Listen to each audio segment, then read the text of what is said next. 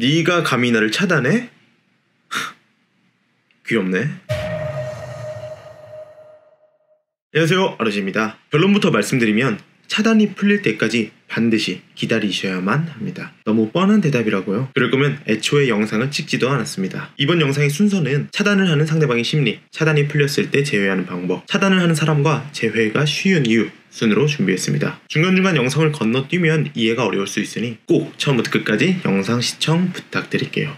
차단을 당하면 한 번쯤은 이런 생각을 해보셨을 거예요. 집에 찾아가 볼까? 인스타 부계정 만들어서 DM을 보내볼까? 친구 핸드폰으로 연락해서 문자를 남길까? 이 밖에도 상대방의 가족에게 연락을 하거나 회사 메일로 연락을 하거나 집 앞에 편지를 놓고 오는 분들도 있습니다. 이렇게 내가 먼저 나서서 연락을 하면 상대방이 감동받아서 나의 진심을 알아줄 거라는 착각을 하게 되는데, 물론 이러한 방법이 통할 때도 있지만 대부분은 차가운 반응만 돌아올 뿐 제외는 꿈도 꾸지 못하게 됩니다. 왜 그런 걸까요? 그 이유는 이러한 행동들이 저자세가 되고 주도권을 넘겨주다 보니 상대방은 여러분이 자신보다 가치가 낮다고 생각하여 마음이 식어버리기 때문입니다. 믿기 어렵겠지만 차단을 당했을 때 아무것도 하지 않고 가만히만 있어도 자연스럽게 차단이 풀리면서 제외하는 경우가 많은데요. 위로해 드리려고 하는 말이 아니라 실제로 수천 건의 상담을 분석하면서 얻은 데이터입니다. 상대방이 나를 차단한 이유와 심리에 대해서 알게 되면 마음이 편해지고 여유가 생기기 때문에 저와 함께 유형별 케이스를 살펴보고 하나씩 파헤쳐 보겠습니다.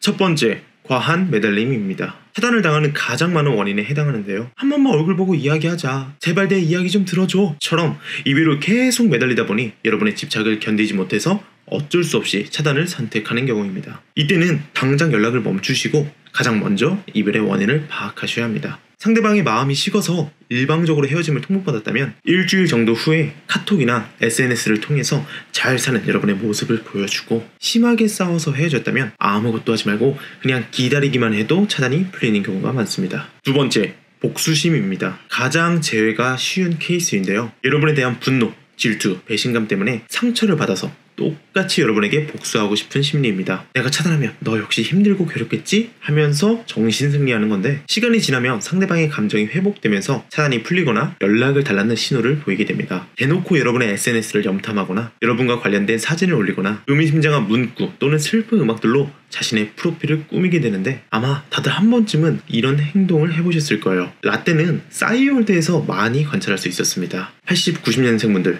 공감하시죠? 세 번째, 감정 회피입니다. 이별로 밀려오는 감정을 주체할 수 없어 여러분으로부터 최대한 멀어지고 싶은 심리입니다. 혹시 연락이 오지 않을까? 나 없이 잘 지내고 있으려나? 끊임없이 여러분이 생각나고 카톡 프사나 SNS를 보고 있자니 마음이 미어져서 어쩔 수 없이 차단을 선택하게 되는 것입니다. 그럼에도 여러분의 근황이 궁금하기 때문에 결국 참지 못하고 수시로 차단을 풀면서 카톡과 SNS를 염탐하게 됩니다. 네 번째, 죄책감입니다. 상대방의 마음이 식어서 예고 없이 이별을 통보한 후 미안한 감정 때문에 여러분을 마주할 자신이 없는 경우입니다. 보통 여러분이 자고 있는 새벽 시간에 상대방이 장문의 문자를 남기고 차단을 했다면 죄책감 때문일 확률이 매우 높습니다. 때로는 빠르게 환승을 해서 새로운 사람과 연애하는 사진을 보여주기 싫거나 여러분이 희망 고문에 시달리지 않도록 하는 게 본인 딴에는 배려라고 생각하여 차단하는 경우도 있습니다. 참 개쓰레기들이죠. 그렇다면 차단이 풀렸을 때 어떻게 제외를 해야 할까요? 먼저 상대방이 차단과 해제를 반복하는지 관찰할 필요가 있습니다. 이러한 모습을 보일 때 덜컥 여러분이 먼저 연락을 해버리면 상대방에게 여유가 생기면서 다시 차단을 하는 경우가 있기 때문입니다. 먼저 연락이 올 때도 있지만 기본적으로 차단이 풀리면 3일 정도 지켜본 다음 먼저 안부를 묻고 지난 날에 대한 사과를 하면서 대화를 이어가면 됩니다. 상대방이 차단을 풀었다는 건 본인의 의지로 하나하나 설정이 들어가서 해제를 한 것이니까 무조건 여러분에 대한 미련이 남아있다고 생각하시면 됩니다.